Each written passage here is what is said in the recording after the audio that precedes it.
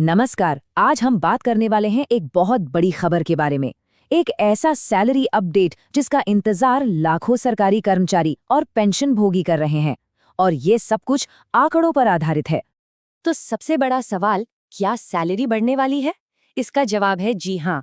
और ये कोई छोटी मोटी बात नहीं है। महंगाई भत्ता, जिसे हम डीए कहते हैं, वो बढ़ने जा रहा है।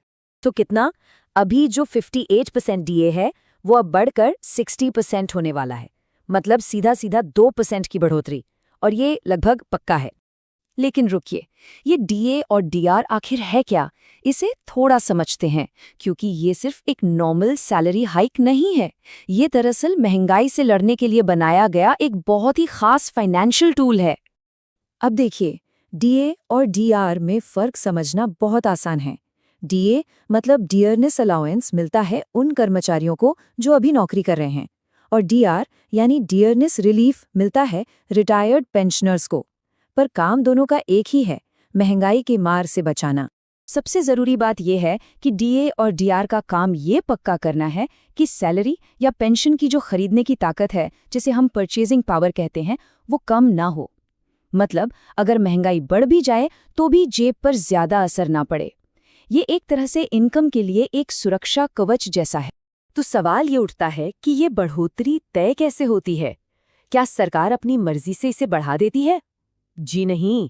इसके पीछे एक पूरा कैलकुलेशन है जो एक खास इकोनॉमिक इंडिकेटर पर टिका होता है, और वो इंडिकेटर है AICPI-IW, यानी all India consumer price index for industrial workers. सुनने में थोड़ा कॉम्प्लिकेटेड लगता है, पर है आसान। ये इंडेक्स बस ये मापता है कि जो इंडस्ट्रियल वर्कर्स हैं उनके लिए रहने का खर्चा समय के साथ कितना बदल रहा है, और इसका डेटा लेबर ब्यूरो जारी करता है। तो फिर ये बढ़ोतरी हो ही क्यों रही है? देखिए, 2025 की शुरुआत से ही ये जो AICPI-W इंडेक्स है ये लगातार ऊपर जा रहा है। नवंबर 2025 तक ये 148.2 पर पहुंच गया, और बस यही सीधी वजह है कि डीए में ये बढ़ोतरी होने जा रही है। अच्छा, तो ये इंडेक्स नापता क्या है? अरे, ये हमारे रोज के खर्चे ही तो हैं, जैसे खाने पीने का सामान, घर का किराया, आने जाने का खर्चा, हेल्थ पर होने वाला खर्च और दूसरी ज़रूरी चीज़ें। बेसिकली ये बताता है कि आम आदमी के लिए ज़िंदगी कितनी महंगी होती जा रही है। ठीक है, तो कर्मचारियों के लिए तो ये अच्छी खबर है, पर चलिए अब थोड़ा जूम आउट करते हैं और देखते हैं कि इसका पूरी अर्थव्यवस्था पर क्या असर पड़ता है। क्योंकि हर सिक्के के दो पहलू होते हैं, कुछ फायदे हैं तो कुछ चैलेंज भी। तो देखिए, एक तरफ जब लाखों लोगों के हाथ में ज्यादा पैसा आता है तो वो मार्केट में ज्यादा खर्च करते हैं। इससे डिमांड बढ़ती है और इकोनॉमी को एक पुश मिलता है। ये तो हुआ फायदा। लेकिन दूसरी तरफ इससे सरकारी खजाने पर भी अच्छा खासा दबाव पड़ता है।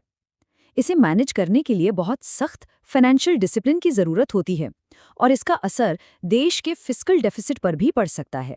चलिए अब सबसे जरूरी बात पर आते हैं, ये सब होगा कब, इसकी टाइमलाइन क्या है, और सबसे ज्यादा इंटरेस्टिंग, इस डीए हाइक का आने वाले 8th पे कमीशन से क्या कनेक्शन है। तो टाइमलाइन एकदम साफ है। ये हाइक लागू होगी 1 जनवरी 2026 से। इसका ऑफिशियल सरकारी अनाउंसमेंट मार्च या अप्रैल 2026 तक आने की उम्मीद है। और खास बात यह है कि अनाउंसमेंट के बाद जनवरी से लेकर तब तक का सारा पैसा एरियर के तौर पर दिया जाएगा। और यहीं पर यह बात बहुत ज़्यादा ज़रूरी हो जाती है।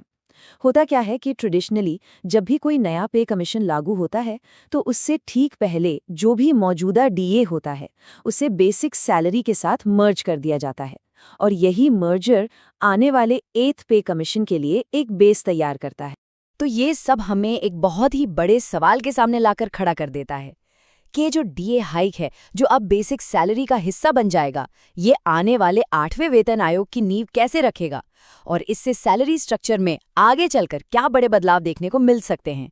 ऐसी ही जानकारी के लिए सब्सक्राइब कीजिए ऑल कैन स्टडी को। धन्यवाद। चलिए अगले वीडियो पर मिलते हैं।